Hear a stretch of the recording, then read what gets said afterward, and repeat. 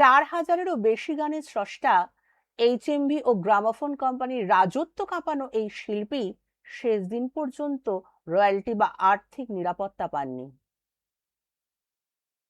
আমার দেব না ভুলিতে কবি নিজেই লিখেছিলেন এই অভিমানের কথা। অনেকেই নজরুলকে শুধু কবি বা গীতিকার হিসেবে জানেন, কিন্তু আপনারা কি জানেন বাংলা চলচ্চিত্রের ইতিহাসে তিনি ছিলেন এক অনন্য পথপ্রদর্শক। 1934 সালে মুক্তি পাওয়া ধ্রুব চলচ্চিত্রের মাধ্যমে তিনি ছিলেন প্রথম কোনো মুসলিম পরিচালক যিনি সম্পূর্ণ একটা বাংলা সিনেমা পরিচালনা করেন।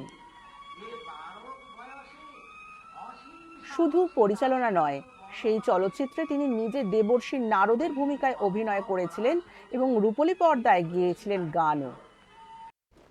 1917 সালে মাত্র 18 বছর বয়সে ব্রিটিশ ভারতীয় সেনাবাহিনীতে যোগ দেন। 49 নম্বর বাঙালি পল্টনের হয়ে তিনি করাচি সেনানিবাসে যান।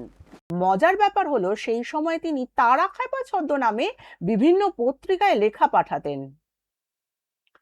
সবচেয়ে বড় উপেক্ষা ছিল তার জীবনের চরম অর্থনৈতিক সংকট। 4000-এরও বেশি গানের স্রষ্টা এইচএমভি ও গ্রামাফোন কোম্পানির রাজত্ব কাঁপানো এই শিল্পী জীবনের শেষ দিন পর্যন্ত রয়্যালটি বা আর্থিক নিরাপত্তা পাননি। যখন তিনি তার 43 বছর বয়সে এক রহস্যময় দুরারোগ্য মস্তিষ্কের রোগ পিক্স ডিজিজ হলো, তখন চিকিৎসার অভাবে মাসের পর মাস তাকে ধুঁকতে হয়েছে।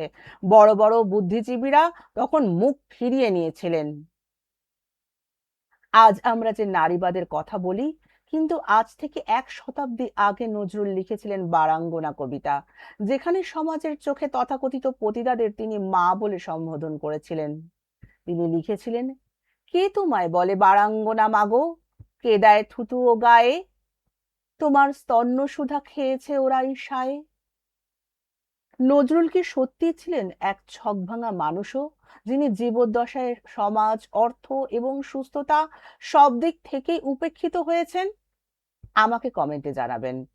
আজকের মতো বিদায় নিচ্ছি। আমি স্বর্ণালী। জ্ঞান আড্ডা নিয়ে আবার আসবো পাঞ্চজন্য দ্য কালচারালে। নমস্কার।